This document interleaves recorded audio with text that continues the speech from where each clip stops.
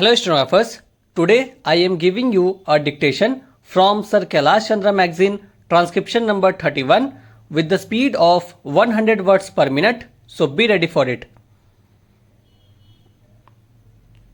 5 seconds to go. Start.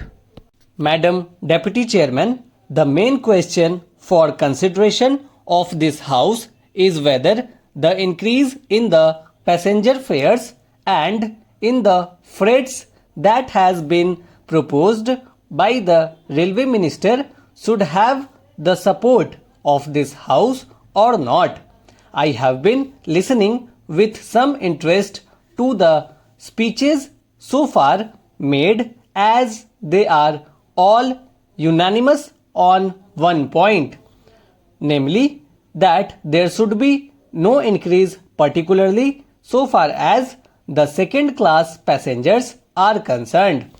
What we have to decide at present is that those friends who have emphasized their opposition to this levy have also said that in view of our developing economy, in view of our developing industrialization, in view of the fact that there is a greater demand for passenger traffic as well as goods traffic, we have to develop our railway system.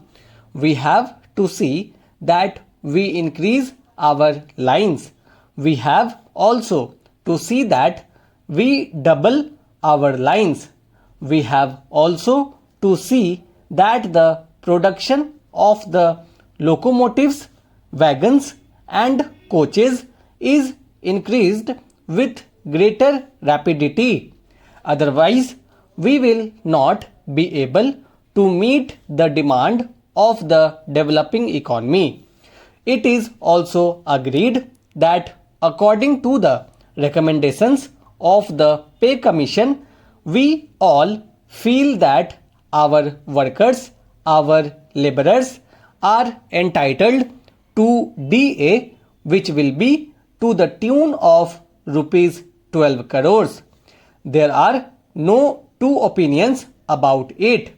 It is also demanded that so far as amenities to the workers are concerned, regarding their privileges and concessions or the repairs to the stock are concerned, there is very urgent need that we should see that our workers do not strain themselves.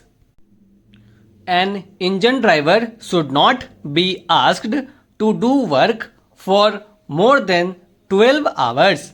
Similarly, others in the railways should also have further concessions so far as leisure, rest and leave are concerned.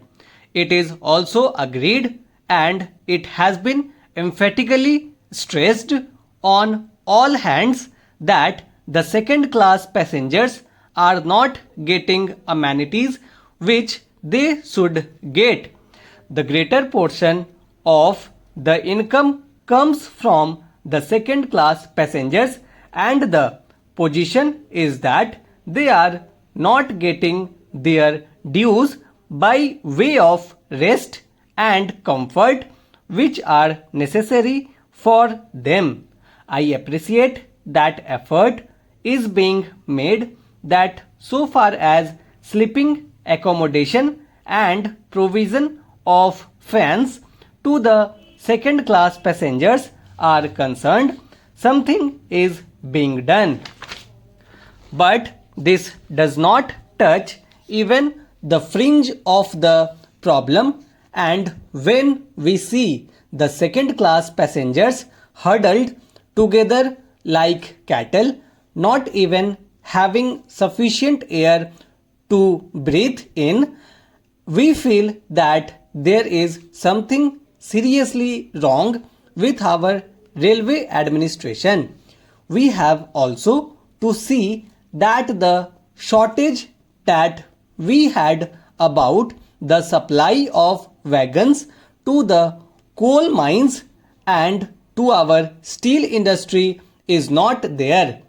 Madam, it is a strange chain of events that the minister who was in charge of steel and who gave statements in a way implying that the railways are not doing their part well is now settled with that responsibility, and I am sure he must feel double responsibility because he knows how the industry has suffered or was likely to suffer.